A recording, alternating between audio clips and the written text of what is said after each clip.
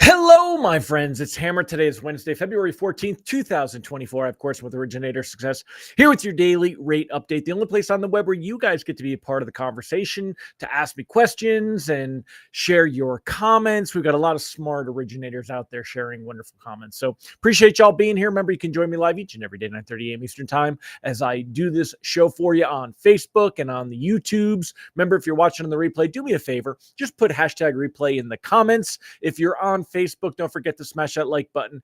Tag an LO friend. Get more people watching for me. I'd really appreciate it. Or share it in a group, Mortgage News Daily, Brokers Are Better. If you share it, I would appreciate it. If you're on YouTube, don't forget to give us a thumbs up and hit that subscribe button. So also remember, you can go ahead and sign up and get our written email lock advice to your inbox each and every day, www.ratelockadvice.com.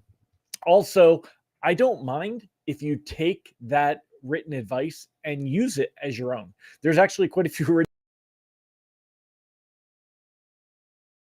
anyone like, hey, I got something from another LO and it's yours. I know that people use it and I want you to. If it helps you, I'm good with it. I'm totally good with it.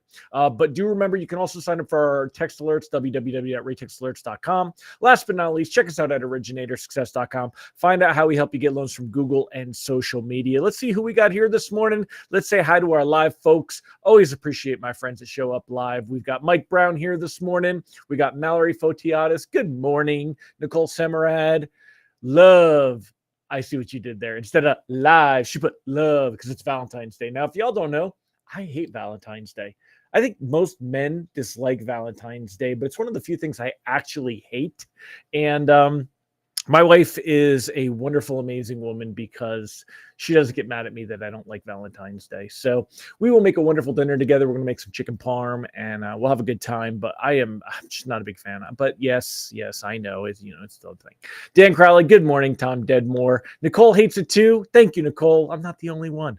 So, all right, my friends, while you guys are jumping on, I'm going to go ahead. Let's get to the good stuff here. Unfortunately, I am not the bearer of good news today.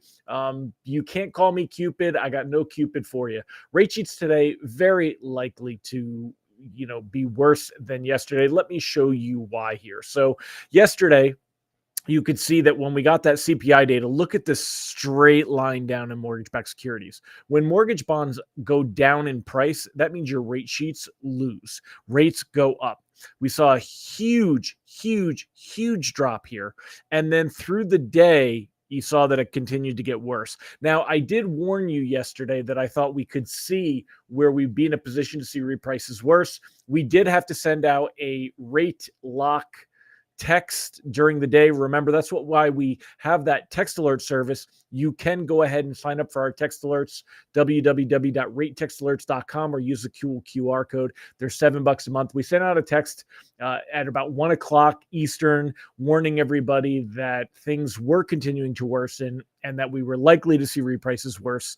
And a slew of them came in. About 30 or 40 of them came in yesterday. So a lot of reprices worse. However, even with those reprices worse, this morning, we're going to see rate sheets that are worse than yesterday. And if you thought that yesterday was bad, today's are worse. So no Valentine's Day love for your rate sheets. Now, reprice risk today is moderate. If we go ahead and go back to those charts for a minute, mortgage-backed securities are up 9 basis points to start the day, but this is just a little bit of profit taking. This is nothing. After losing ground, remember, let's go ahead and go here. You could see this, right? So we were, the day before, we were at 99.25 on Monday, right? 99.25. Yesterday, we fell to 98.52. That's close to 75 basis points. And then this morning, we're getting just the barest little bit of recovery, but this is not a reversal. Yesterday was not the exception. We're not going to see a bounce. Same thing with the 10-year Treasury yield. Right now, we're at 4.30. you could see that we've got some support. See this green line right here? That green line is the 100-day moving average. That is at 4.34. 4.34. So right now we're at about 4.3, 4.34. You could see this wick, this little thin line. We have gone up near and tested that. Now, I don't know that this is going to give us very strong technical support, though. We may see this 10-year break through that. Now, we're going, we have a good chance, even though there's no economic data coming out or anything else, these small gains that we're seeing this morning could disappear, and it could put us in a position where lenders are going to go ahead and reprice worse. And that's what we kind of have to get ready to see and be ready for now. As far as the lock advice goes, my friends, anything less than 30 days, I would lock. Here's the deal. Let's go ahead and look at the calendar, right? Today is February 14th. The only report that we have that's even remotely relevant is going to be the PCE report. I mean, we're going to get retail sales tomorrow. What do you think? That's going to turn things around? Not going to turn things around. And that's a big report. You know what it could do? Make things worse. If that retail sales data that comes out, I'm pretty sure it comes out tomorrow. Let me go ahead and let's check the economic calendar together and see if it's Thursday that comes out. Let me get out of the way here. Hold on a second. Let's do this. All right. So looking here. Let's go ahead. Tomorrow we have that retail sales report. Yeah. So tomorrow at 8:30, we've got retail sales. Now, again, what do you think could possibly happen that's going to turn this around? Nothing, right? We're not going to see retail sales that slumped huge. We're not going to see a big recovery. What it could do is cause rates to creep higher. That's a very real possibility. So with all of this said, the only thing that we have even remotely to depend on is at the end of the month, the 29th on Leap Day, and that is the PCE report. We're not going to get the jobs data until March 8th, which is actually the second Friday in March. It's very rare that you see that. Normally, the jobs data comes out in the first Friday, unless that Friday is the first of the month, which is what happens in March. Now, why does this matter and what happens here? Well, because we get that jobs data release on March 8th, we're going to get the next CPI inflation report on March 12th, just a couple of days later. So that's a Tuesday. So on Friday, we get jobs data March 8th. That Tuesday, we get the CPI, and we basically have a replay and a reset of what happened this month. Now, if we see corrections and revisions to the ridiculous jobs report that we got a week and a half ago, and if we see CPI data that gets better, remember, seasonal adjustments. Nobody really talked about it yesterday but me. We had seasonal adjustments that were factored in to both the labor market data and the CPI data. So now we're going to have another month where it goes by, and we're going to have a chance to see how this all settles, if there's revisions, et cetera, et cetera. So because of that, loans that have 30 plus days, you could consider cautiously floating them. Anything less than 30 days, anything that's closing before it could benefit from that March data, I would just lock, because what's likely to happen from here is that we're likely to see rates creep higher. We were in the high sixes. We touched on 7, fell back to the high sixes. Now we're at 7. Remember, I told you, and I could go back and show you on my written emails, if the CPI data did not go our way, I said rates would jump a quarter point, and that's what we saw. They bumped up about a quarter point. I know right here, this is a little less than a quarter, but this morning, rates are about a quarter point higher, as said and done, right? So if you looked at Monday's rate sheet, you looked at today's rate sheet, I'll bet you there's a quarter point in rate difference. Let me know in the comments, by the way, what you guys find on that too, if you find that same thing. Mike said there is a bunch of conversation about buy here, pay here sales, and how does that reflect in the numbers? Mike, I would love to be like super smart and give you an answer to this, but I don't have an answer for that. I know what you're saying about the buy here, pay here sales. Again, that just falls into that whole credit bubble. And the reality is that credit bubble is not going to pop. Banks are making a bunch of money. There are definitely increases in the number of people that are behind on their payments, but I don't want to say that this sounds terrible, but like I took a picture. Let me see. I'm going to actually show this. Hold on a second. Let me pull up my pictures. Don't worry. I don't have anything inappropriate. I didn't post this, but I want to show you guys this. My son got a credit card, right? And I was going over things with him, and I was teaching him this because I don't feel, and if your parents teach your kids this, I don't feel like people understand this. And my son certainly isn't going to understand it if I don't teach it to him. The percentage rate, the APR on this card, 25.24%. The APR for cash advances, 30%. Cash advance fees, $10 or 5% of the amount of the advance, whichever is greater. So if he did a cash advance for, $1,000, that's 5%. That's $50 for the fee. Then 30% interest. Boom. I mean, come on. Look at this. This is nuts. Banks want people to not be able to pay off their balances, but they want them to be able to make some kind of payment. And right now, that's what's happening. So there is no credit bubble, Mike, is my point on that. We're not going to see anything go. Happy Valentine's Day, Pat, and wishing you and your husband the best of luck. I've been seeing your posts and sending positive thoughts your way, my friend. I do hope that things go well for you. Good morning, Deb Dickinson. Good morning, Tina. Good morning, Michael McAllister, Ron Siegel, Bill Stevens. Great to see you guys here as well. So anyway, looking at this, let me just see what else we got going on. There's a couple other things I'm going to touch on, and then we'll wrap up for today. So again, the reality is when we look at the lock advice, anything less than 30 days, I would look at locking. I think we're going to see rates touch up to 7.5 again. I think it's going to creep higher from here. The worst behind us in October, yes, but still higher than where we were at. Remember, in December, we saw the best levels with the idea here of the pivot, right? So let me show you guys. If I go to historical, let me make this full screen for a minute. Let me get rid of this and show you guys this, right?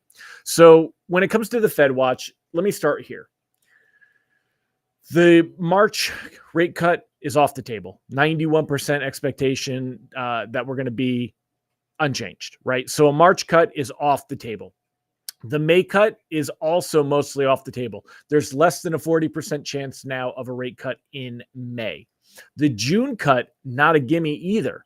Right now, there's about an 80% expectation that we'll see a cut by June, but there's still a 21% holdout that believe that we're not going to see a rate cut until July. July, even that, 7%, which is totally different. You compare, right? We haven't had to worry about that since a day ago. As of even a week ago, nobody expected that we would see rates anywhere near. We have seen a very, very large shift in market position, which is kind of crazy because look at the charts, right? Look at the actual chart here. The dark one here, this is all items. And we went from, this is what we call the headline, right? The headline number. So we went from 4.1 in September, 4.0 in October, 4.0 in November, 3.9 in December. All of this, look, very small improvements, right? And then January, still 3.9. It's not like inflation jumped and went from 3. It didn't go from 3.9 or 4. Didn't go up to 4.5. It still went down. But yet, look at the huge shift we got from markets and in the outlook here, right? From this outlook here. Same thing here. Look at the core number, right? The core number, it was 3.2 in November, 3.1. It went up in December, 3. Rates did in December, 3 in January. So 3.4 down to 3.1, but it didn't fall below 3. It didn't go to 2.9. You would think that we saw a negative reaction to this data, that we saw a negative reversal to this data because of the reaction, but that's not what happened. But anyway, when we look at what's going on with all this, markets are waking up to the reality that the labor market is doing fine. The economy is resilient. Inflation is not moving down lower, fast enough that the Fed has to cut. The Fed doesn't have to cut yet. It's just the reality. Now, we could argue the Fed should cut before we see this. Everybody says that the Fed does it wrong, but so far, the Fed's been spot on. We've got a soft landing coming. We're not in a recession. We haven't seen the economy go tanking. So far, everybody can second guess the Fed, but the Fed has been doing it. So anyway, all the Fed members have been out there. They've been expressing the words that they don't want to do a cut until later in the year. That was the original dot plot forecast, was 3 cuts this year, most likely to start in June. It was back in December that we saw a huge pivot based on what Jerome Powell said in his press conference at that meeting. And that's when we saw mortgage bonds totally improve and we saw rates improve. Let me get my head out of the way. I want to show you guys this, right? And I'm going to do this quick because I don't want to be much longer on the show today. So over here, look at what we saw in December. This was our best levels. Right here, we saw that huge reversal. Boom, everything's getting up better in December. Then we gave up a little bit. Then in January, here we are again. Then we gave up a little bit. Then in February, here we are again. This time, we have tanked down. There is no it's coming back up. This time, they've thrown in the towel and it has dropped down. We're not going to see. So Crystal said, so I'm not locking my April 15th closing. Crystal, that's totally, I would have that conversation with the consumer, but here's my thing on this, right? If you've got something in April, the question becomes, are rates going to be better or worse than where they're at today? Now, an April 15th closing, you're talking February to March to April, 2 months. I would float that. I would absolutely float that because there's a limit to how much worse rates are going to get from here. Maybe another 0.5 point. Right? We're not going to see rates go up to 8. What we have seen is we've seen the reversal very quickly. We're going to see things creep a little bit, but we've got, we're going to come back to these other meetings and this other data. And what's going to happen is you're going to be in a position where in March, what if we get on March 8th, what if we get labor data that shows a revision and shows that the labor market is not doing as strong? Well, all of a sudden rates are going to get a lot better. Then on the 12th, what if we get that next CPI inflation report and inflation does drop below 3? Then things are going to get better. So there's a lot of time through March to recover before April. Then you've got that March 20th meeting that's going to come up, right? So if I was closing on April 15th, if it's my loan, I'm floating. But you've got to assess the risk with the client and see what they're comfortable with. And that's really where you're at. But if it were me and my loan, I'm floating it. I would absolutely 60 days out from now, I'm floating because it gives us plenty of time to let this run its course and for us to see this near term. If it was closing in March 15th, then I'd lock. March 15th, I would lock. But if it's April 15th, I would float. That's kind of where we run on that one. And see where we're at. And I'm with you. You said you're holding your breath till March 8th. So, all right, y'all. Is there anything? Let's see. Robert said, so you were thinking to see rates jump back to November, December? Yes, Robert. Yeah, definitely back to November, December, putting us back to where we were. Actually, December, they were a little bit better. It's more of the November rates, where we were in the 7s. I think we're going to be back there in the 7s. Now, this is not going to be popular, right? This is not going to be popular. I want those of you that have commission clawbacks, those of you that are brokers, okay? I want you to consider what this whole year is going to look like and planning out for it. If I were writing loans right now, there's an argue that you don't want your borrower to pay points because there's an opportunity to refinance later.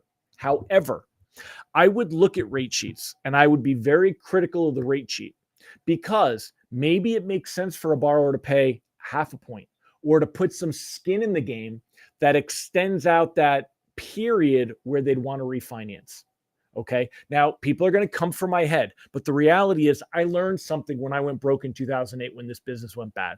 I learned that if you don't look out for yourself and your family, it may ruin you. I went broke looking out for everybody else. Now, I'm not saying you should ever screw a customer. You should never screw the client. However, sometimes what's in the best interest of everybody is maybe I would look at doing some deals right now. If you're getting a benefit to where you can drop in the rate sheet and get a little bit of money from the consumer to do it, and they're going to recover it within 6 months to a year, I would consider that. Okay. Again, what do you guys think of that? Let me know in the comments. Do you disagree with me? It's okay to disagree with me. It's okay. Do you think that that's being immoral or unethical? Let me know in the comments. I'm curious what you take on that. I'm going to start talking about this. I want to get some feedback from the community on this. If I was an originator, I would be very afraid of loans that we're doing today while rates are at this little blurb and where they're going to be 6 months from now. And that we could see rates drop in April, May, 3 months from now, and that you're going to be looking at loans that want to refinance, and it could really be devastating to your income, especially if you've got EPOs and you have to worry about it as a broker shop. You're talking thousands of dollars. There's no reason that anybody should ever have to work for free. That's my opinion. And I would be, again, doing business is business. This is business, right? I would be looking for spots where it makes sense to get a little bit of money from the consumer and keep them to where it makes sense, where they'll refinance a little later when rates go down more significantly. All right. Let me know what Nicole said. I get what you're saying. Robert said, I'm tired of quoting one thing in less than 24 hours. It changes. Robert, I'm with you, man. And I would warn you that that's probably where we're going to be for the next couple weeks. Crystal said, I quote points right now and have been doing temporary buy downs. Temp buy downs will save you for at least 1 to 2 years. Well, temporary buy down, if it was paid for by they should be getting that back on their payoff. So you can refinance a temporary buy down, Crystal, and you don't have to wait for that whole buy down period. So Jessica Wells, I think that having the borrow pay discount fee to get the rate that makes sense for them to the current financial situation, sort of skin in the game, keeping the loan. Yeah. So again, I don't think that you should do something that's going to screw a consumer. But when you look at rate sheets, if you find that sweet spot, you're able to get a little bit of money up front. And that way you could say to them, hey, listen, this is going to do this. It's going to blah, blah, blah. I would definitely be looking for that, because guys, this business is not fair and it's not right, the position that you're going to be in. But we are going to see rates drop. And like right now, we've got a little blip where rates go up. Remember, we were at 6.5. Now you're going to maybe go up to 7.25. That's 3/4 of a point. When they drop back to 6.5, these people are going to want to do something. And that could happen in April. That could happen in March. A month from now, we could go back down 3/4 of a point. And when we have this erratic movement, you need more than telling a consumer, well, if you refinance, I lose money, because that's not their problem, right? But maybe if it makes sense to help them get a slightly better rate, put a little skin in the game, enough just so that you're not, again, if the rate sheet is making them pay a ridiculous amount and it's going to take them 3 years to get it back, don't do it. Don't do that. But if it's something that you can kind of get a little bit, I would be looking at it, y'all. I'm just saying, you got to look out for yourself, because no one else is going to. So keep that in mind, my friends. Thank you for your honesty. Appreciate y'all. And I'll see you guys tomorrow. I am way, way long. All right. Catch y'all later. Bye-bye.